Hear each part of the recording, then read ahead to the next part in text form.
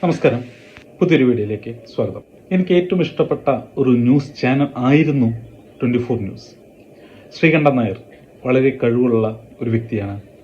ഒരു സാധാരണ നിലയിൽ നിന്ന് കേരളോർമ്മയിലെ ഒരു പ്രൊഫസറിൽ നിന്ന് ആകാശവാണിയിൽ നിന്ന് ദൂരദർശനിൽ നിന്ന് ഏഷ്യാനെറ്റിലും പിന്നെ പല പല ചാനലുകളിൽ വർക്ക് ചെയ്ത് അദ്ദേഹം സ്വന്തമായി ഒരു ചാനൽ തുടങ്ങി.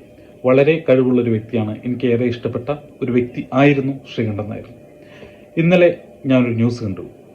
രാഹുൽ മാങ്കൂട്ടത്തിൽ പോലീസ് കസ്റ്റഡിയിൽ എന്ന് 8-ാം നാൾ പോലീസ് കസ്റ്റഡിയിൽ എന്നെല്ലാം പറഞ്ഞ് 24 ന്യൂസ് ചാനലിൽ ഒരു വാർത്ത കണ്ടു. 24 ന്യൂസിലെല്ലാം മറ്റുള്ള ന്യൂസ് ചാനലുകളെല്ലാം പിടിയിലാകും എന്നാണ് പറഞ്ഞതെങ്കിൽ 24-ൽ അത് പിടിച്ചു എന്ന് പറഞ്ഞ് ഒരു കള്ള പ്രചരണം അവർ നടത്തി. എന്തിനു വേണ്ടിയായിരുന്നു അത്? ഇതുപോലെ ആ സൗമ്യ കേസിലെ ഒറ്റക്കയ്യൻ ഗോവിന്ദച്ചാമി ഇതുപോലെ പിടിയിലായി എന്ന് പറഞ്ഞ് ന്യൂസ് കൊടുക്കുകയും പക്ഷെ വേറെ ആളെയായിരുന്നു കണ്ടുപിടിച്ചത്.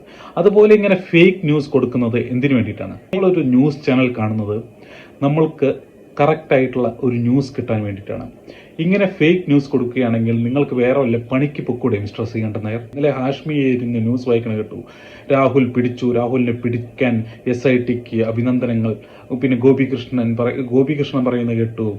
മഫ്തിയിലുള്ള പോലീസ് ഏതോ 2 ആൾക്കാർ നടന്നു പോകുമ്പോൾ മഫ്തിയിലുള്ള പോലീസുകാർ എന്തൊക്കെയോ രഹസ്യം പറയുന്നു. കോടതി കുറച്ചു നേരം തുറന്നിട്ടപ്പോൾ അപ്പോഴേക്കും അവർ രാഹുലിനെ കൊണ്ടുവന്നു, രാഹുലിനെ കോടതിയിൽ കയറ്റി. എന്തെല്ലാം ഫേക്ക് ന്യൂസാണ് കൊടുക്കുന്നത്. നമ്മളൊരു ന്യൂസ് ചാനൽ കാണുന്നത് നമുക്ക് കറക്റ്റ് ആയിട്ടുള്ള ഒരു ന്യൂസ് കിട്ടാൻ വേണ്ടിയിട്ടാണ്. എന്താണ് സംഭവിച്ചതെന്നറിയാം. ഇങ്ങനെ ഫേക്ക് ന്യൂസ് കൊടുക്കുകയാണെങ്കിൽ നിങ്ങൾക്ക് ആ ന്യൂസ് ചാനൽ പൂട്ടി മഞ്ഞപ്പത്രമായി എന്തെങ്കിലും നിങ്ങൾക്ക് നടത്തിക്കൂടെ? സത്യസന്ധമായ ന്യൂസ് കൊടുക്കാൻ പറ്റില്ലെങ്കിൽ പിന്നെ എന്തിനാണ് നിങ്ങൾ ഇത്രയും 24/7 എന്ന് പറഞ്ഞ് ഇങ്ങനെ ഇരിക്കുന്നത്? 24 ന്യൂസിൽ മാത്രമല്ല മറ്റു ന്യൂസ് ചാനലുകളിലും എല്ലാം ഇത് തന്നെയാണ്.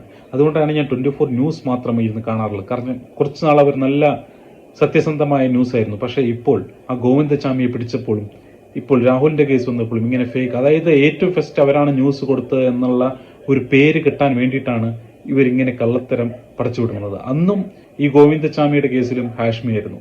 ചിലപ്പോൾ ഇത് ശ്രീകണ്ഠൻ നായർ അറിഞ്ഞിട്ടായിരിക്കില്ല, ഹാഷ്മി വായി തോന്നുന്നത് വിളിച്ചു പറയുന്നതായിരിക്കാം.